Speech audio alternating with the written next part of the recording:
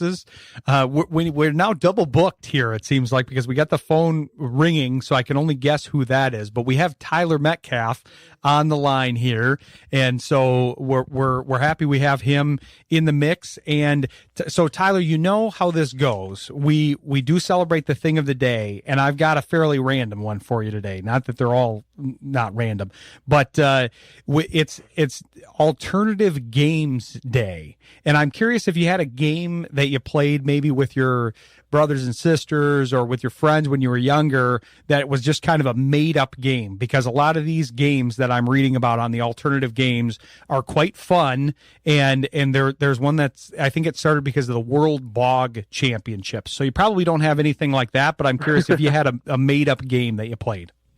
Oh, boy. I'm sure I did. It's probably something I'd have to check with my parents on, but I'm sure they have a ton of horribly embarrassing stories back from when we were kids. But the only ones I remember were like vividly were like just getting the neighborhood together for like kick the can and, you know, capture the flag and that kind of stuff. But nothing off the top of my head.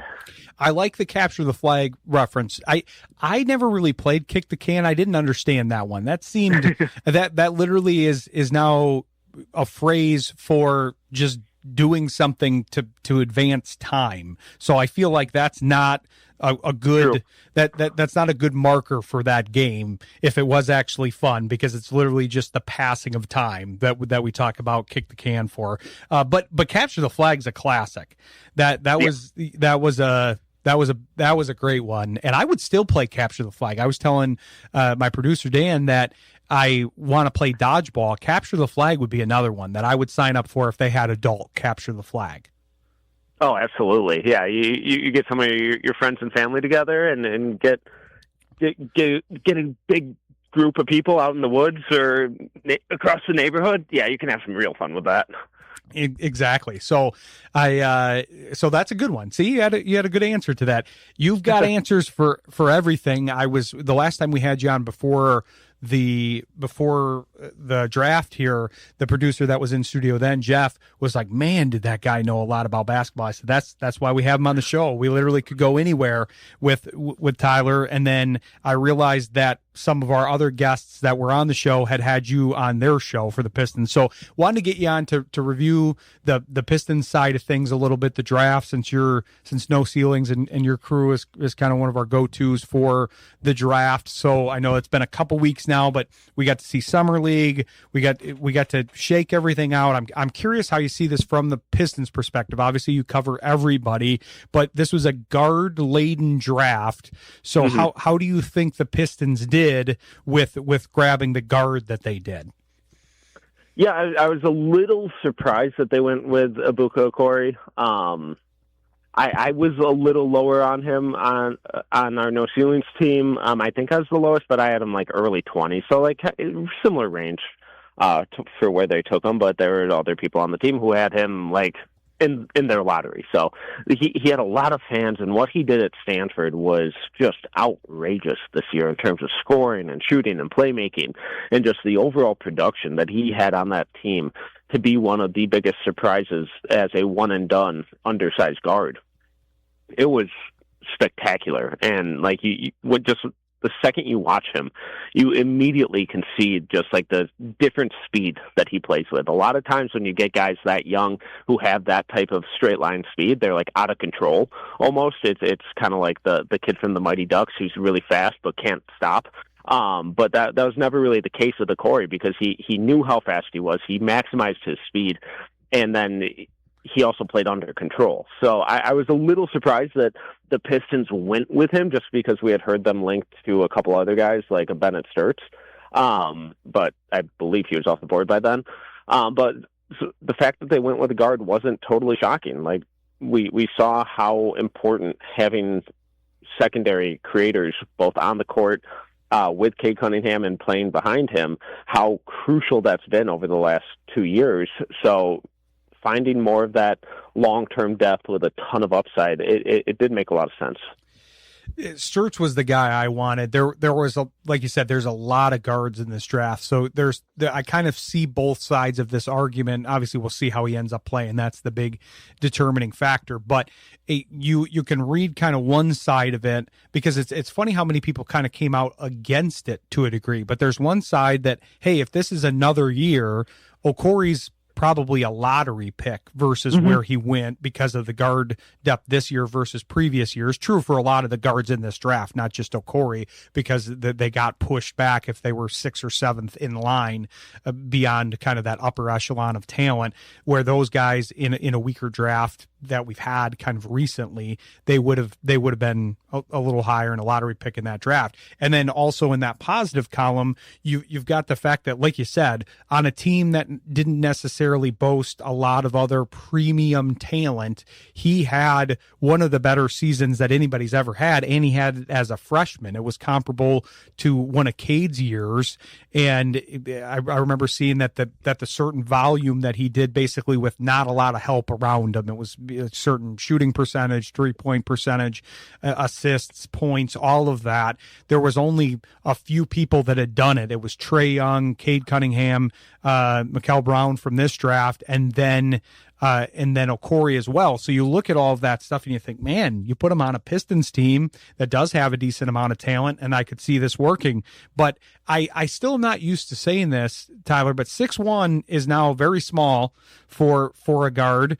We've had some smaller guards in the Pistons era, so a lot of people will be yelling Isaiah Thomas at me, but that was a little while ago. But also, I don't even think he's really 6'1" from what I was hearing from the summer league folks, that he really wasn't looking like a solid 6'1", and then he's got to contend with the size change in the NBA. Yeah, and that was one of my biggest concerns, was the size. Now, and like, if you can play, you can play, and size is just a number. You'll figure it out. But the fact that he is small and really struggled to finish around the rim in college, that was a big concern for me. Like, when we look at those first round guards, he had some of the worst at rim finishing numbers at Stanford, and there are obviously a few factors that go into that, and mainly his context being as bad as it was. Like, that Stanford team was really bad. So, like, the spacing there was horrible. So he's driving into trees and like multiple defenders pretty much every time. So it's like, okay, well, maybe that's a big factor. But then you think about it in the Pistons context, and it's like, all right, well, they're not exactly overwhelmed with shooters, so the spacing there is not incredible either. So driving into multiple NBA level defenders and rim protectors, are we going to see similar issues? And we kind of did in Summer League already, where he's so good at getting to the rim, but once he gets there, the finishing consistency just needs so much work. And at that size, it's really tricky to figure out. So I think he's got good touch, and he was really good from the free throw line. The outside shooting numbers were really encouraging, even though the form's kind of funky. And he drew a lot of fouls at Stanford. So like there are some compensating factors that make it a little more appealing and intriguing, but at the end of the day, like, he's still not a good at rim finisher, and that's a big development that he has to make. And then obviously just the size on the defensive end alone, it's going to be a huge limiting factor in what he can do. So I'm curious to see what his defense continues to look like when he doesn't have to do literally everything on offense, but he's going to get targeted a lot, and it's purely because of the size.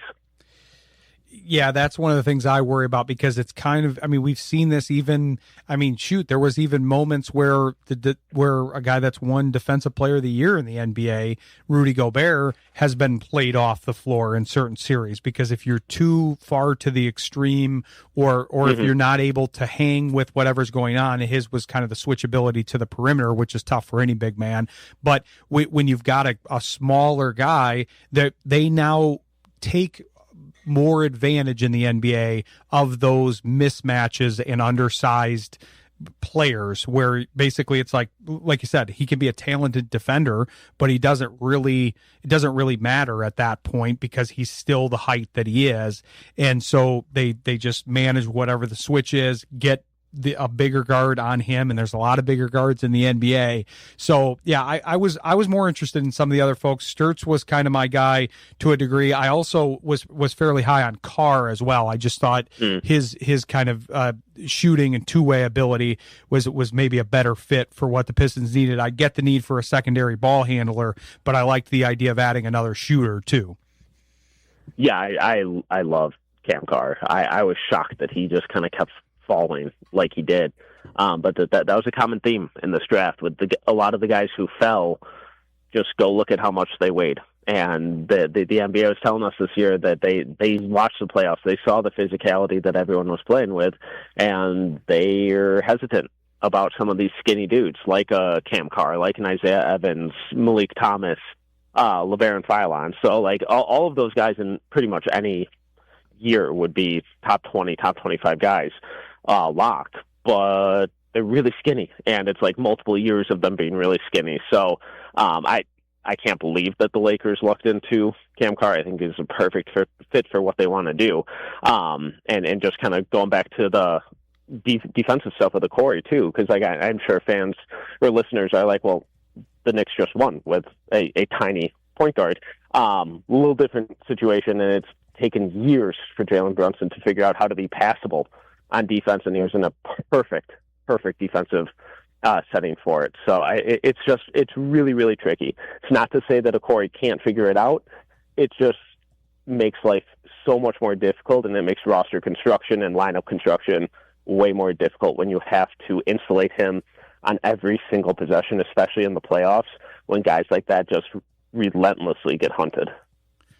Exactly. And like you said, Brunson really had to work his way up both on the offensive side and kind of his gritty style. But to talk about the finishing, he's become a supreme finisher, though his arc on his shot and all of that. And he is a bit of a bulldog in there. When you talk about weight, that's something that Brunson has as an advantage. He's a pretty beefy guy, and that helps even at his height. So it'll be interesting to see how he does. I do think when you're talking about Carr and him slipping and for different factors being the weight or whatever it is, I do think we're going to look back at this draft and see some guys that were maybe drafted after Okori have pretty good careers as guards. So obviously that happens every year. You got to get your guy, but there was a connection between Trajan Langdon and Okori, and so he has seen him more than other prospects, so that always kind of sticks out too, because you know this, you guys scout, you guys go to the games sometimes, and you guys watch a lot of tape. Some of it is just seeing a guy more than another guy too, and that was the case with Okori. He's seen him more than any other prospect in this draft class. Yeah, and you get those personal connections, and you start to know the kid, and you know the intel, what's real, what's not, and at the end of the day, this is a relationships business, and sometimes that can lead front offices into making incredible decisions, and sometimes it doesn't. But these aren't just athletes; they're not just numbers on a page. There's so much human element that goes into it as well, and for Trajan to have that type of connection and have that type of closeness and familiarity with him, if I was a Pistons fan, that would be more encouraging to me than discouraging. Exactly. I think that's the part people have to kind of remember, because in the pros, it's harder to get that. You're more used to doing that in college, where you've got a connection with these kids in high school. You're recruiting them from the point where they're in high school and they're developing. You're seeing that development, because for a young guy like Okori, who was only a freshman, or a lot of these guys that come out into the NBA and they're not even full-grown adults yet, sometimes not even full-grown, like Giannis and other folks that put on height and weight after they enter the NBA. Part of the reason is because they're not even adults yet. A lot of them, they're not 21. Jalen Duren sure as heck looked fully grown when he got there, but he wasn't 21. And Okori, who knows? You could have growth, but you should have growth certainly on the personal development side, and that's really the side that you're betting on, is saying, hey, the make or break issue with a lot of these guys once they get to the NBA is how hard they work once they get there. They all start at a certain point, but it matters how much work you put in once you get there. Absolutely. All of these guys are talented. Like, talent is rarely an issue when you're looking at an NBA player, but what separates those guys are the little things. It's the work ethic. It's the attention to detail. It's the film study. It's the ability to pick up scouting reports, ability to take coaching, how they mix with a team and a locker room, and how all of those aspects of like workplace dynamics that a lot of us don't really think about when we think about these teams. It plays such a huge factor in a lot of these guys flaming out. Like, context and team landing spot always matters for anyone, regardless of who the player is. It's just some players it matters a little more than others. And he's in a good situation. I remember reading one of the synopses of his arrival to Detroit, basically comparing it to Lamar Jackson behind like an all-pro offensive line. And that's basically what, that's a good landing spot for pretty much anybody, as you pointed out. But yeah, that's interesting stuff. I want to take a quick break and talk about some of the other young guys and kind of the Pistons arc here, and talk about the other guy they drafted here as well, because I'm sure you guys scouted him and had a report on him. So we'll come back with Tyler Metcalf of No Ceilings. Stick with us. You're listening to Sports Intel on Jethro FM. Welcome back to Sports Intel with Ryan Walsh, presented by Collectibles Insurance Services. Coming back here with Tyler Metcalf of No Ceilings, talking about the Pistons and the draft as a whole here. But I'm curious what you think about the other draft pick here, Tyler, because that it's harder to scout, especially for the lay person here, that we don't, unless you have seen them play in college, don't really have a lot of information unless you're watching a lot of Virginia basketball. But I'm curious what you thought of the center they took in the second round on Yenso. Yeah, Ugano Onyenso was one of the just elite, like truly elite shot blockers in college basketball last year. He ended up playing like really limited minutes. He was basically their third string center, but that's because they brought in two guys from Europe, in Thijs de Ridder and Johan Grunlo, who were pretty decorated and experienced European players that I'm guessing they paid a pretty penny for. So it wasn't because necessarily of ability, just kind of situation. But every time he came in the game, I mean, he was swatting multiple shots every single game. He was a good rebounder, good rim runner, play finisher, and this is a guy who, formerly played at Kentucky and was really highly touted when he initially came into college ball. But it's just one of these guys where it just kind of took him a couple of years to figure out who he really was as a basketball player. And this last year, he played like he knew exactly who he was. And that's someone who wasn't going to space the floor, who wasn't going to create his own shot. And his only job was to finish at the rim, rebound, and protect the rim. And he did all of those things at an incredibly high level. I'm by no means comparing him to this guy, but I do like the scenario that if in the second round you're going to grab somebody, it's somebody like this that could clearly be a diamond in the rough. Like you said, at Kentucky, he's been buried. He was buried at Virginia. The fact that you say, okay, the second round picks are basically all a little bit of kind of throwing a dart at that point anyways. For most of these teams, you've got intel on guys, you've got scouting on guys, but it's hard to really know a player super well or be confident in a second round pick. But this is the type of guy you want, because it makes me think of when Bam Adebayo was buried in Kentucky. Like I said, I'm not comparing him to the player, especially after Bam somehow is now the number 2 scorer in NBA history for a single game, which still is weird to me. But great player, and they were able to get him later because of the fact that he wasn't able to showcase his skills quite as much on those ballyhooed Kentucky teams.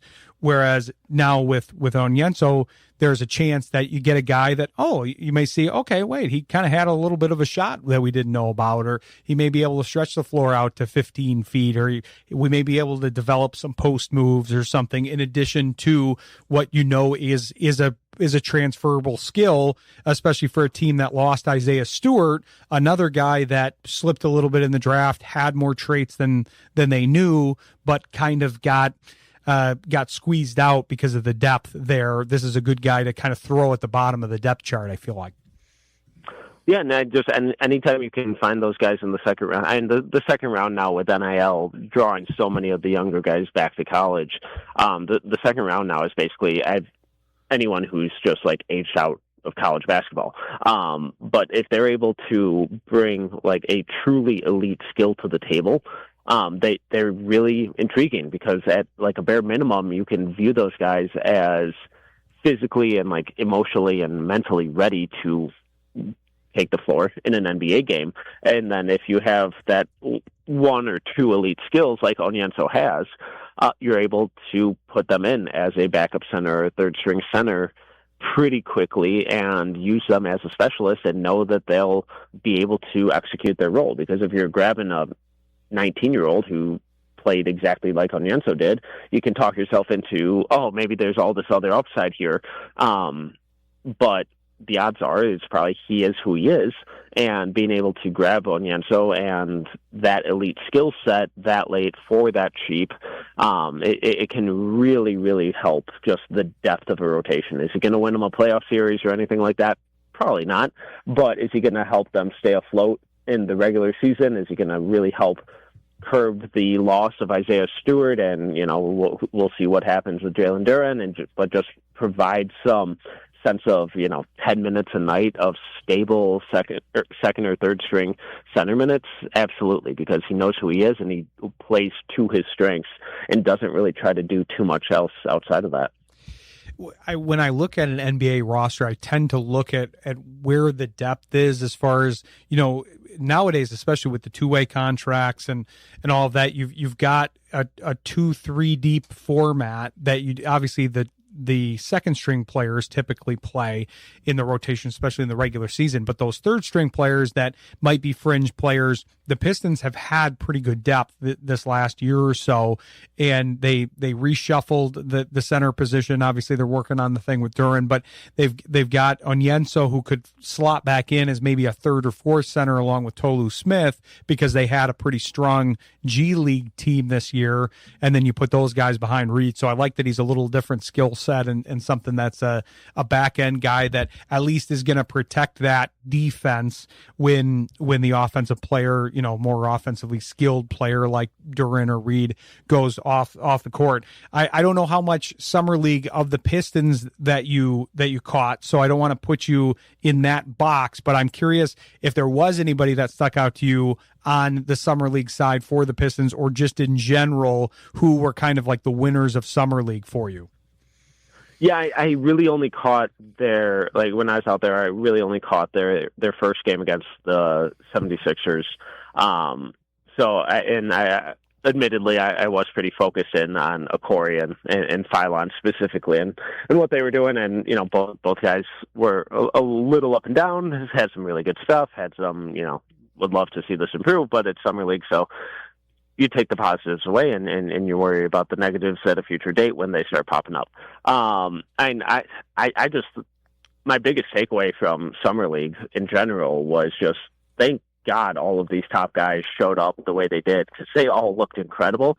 And as someone who runs a site and platform that's mainly focused on the NBA draft, we've been hyping this draft class up for a while now. And so the fact that they all showed up and delivered on that hype right away was very encouraging and very appreciated. But just seeing the versatility and the IQ and the two-way impact on winning from Darren Peterson, from AJ DeBonsa, from Cam Boozer, from Caleb Wilson was like, oh my God, these guys are so good. And just the amount of talent that continues to come into the league and how much youth basketball has been on the rise. And when you compare these guys to summer league just 5, 6, 7 years ago, it's just so different with how far these guys have come from a skill standpoint. And the fact that we're seeing guys ranging from 6'2" to 7 feet tall pull up from three, make really high-level passing reads, push in transition, handle the ball like a guard. It's a real testament to the skill development that's constantly going on at these lower level programs and coaching. And when you get guys with the right people, how impactful it can really, really be. So I was just really encouraged with obviously the top guys in this draft, but even just the talent throughout this first round, where you have a Jackson Lundeberg looking awesome for Golden State.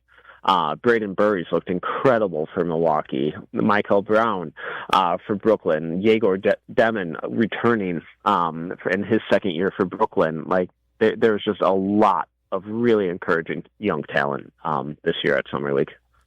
Well, it's probably in part because I read your guys' stuff so much, but this was a draft class that I was pretty high on as well. You're one of my main sources of coverage, so that's probably part of the reason I got there. But I feel like we'll look back on this class in subsequent years and go, oh man, that was really loaded. These are guys that are all factoring pretty prominently into their teams versus maybe some, maybe last year, maybe some recent years here.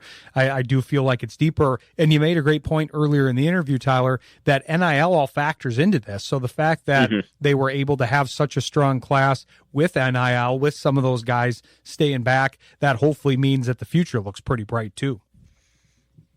Yeah, hopefully. And it just, I know I'm the first to admit that the transfer portal and NIL and all of that stuff is an absolute mess, and I have no idea who's playing where, or who's eligible even, because now we got guys in the pros trying to go back, and it's just a mess. But I think something that it has done is given these like wild card freshmen who historically would have just said, screw it, I'm going in the second round, and then they flame out and never really get the chance to show or improve their game.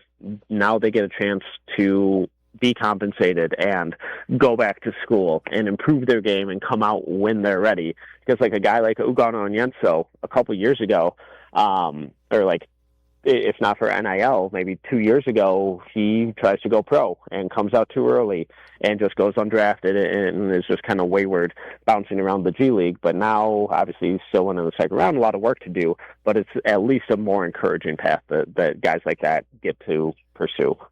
Exactly. And to your point, I just read a headline today that said, oh, Braden Smith's not going back to college. I'm like, wait, that was on the table at some point in time? Like he got drafted. I remember seeing him. He already set the assist record. What are we going back to college for? To make it out of reach for everybody in the rest of history here? Or what are we doing? Because I was at the Big Ten tournament, so I almost saw him break the record. He was just a few assists short. He broke it in the NCAA tournament. But it's just funny, like you said, because you've got guys now that come out to the NBA and then they now apparently have eligibility, so they go back to college. It's a rotating door that's tough to follow, but thankfully there's a lot of talent that's rising to the top here. Absolutely. And I know the 2027 class kind of keeps getting labeled as like weak, but it's not this class. It's not the 2026 draft, but there's always talent to find, and I just think it's a little more wide open than we've gotten used to with and spoiled with some of these recent classes. And I know you guys project out a lot, but and you do a great job at it. But it's like, well, we still got another year to play till we kind of get to assess the 2027 class here. So, but you guys are the guys who go to follow that. So I want to make sure people know where to follow you guys for that coverage here for the upcoming year. Yeah, I appreciate it as always. Always fun to talk Pistons hoops with you guys. NoCeilingsNBA.com. We got NBA draft coverage, college basketball, international basketball, NBA coverage. So NoCeilingsNBA.com, No Ceilings on socials. Be sure to follow them. It's great stuff, and it's good to get ahead on this stuff too. If you are watching for the draft or for your college team, whatever it is, they do a lot of updates. I'm on their email list. It's a lot of updates all year, but appreciate you coming on, Tyler. Always great stuff, and we'll look forward to talking to you again soon. Absolutely. Take care. All right, you too. Thanks to Tyler Metcalf. Appreciate him coming on.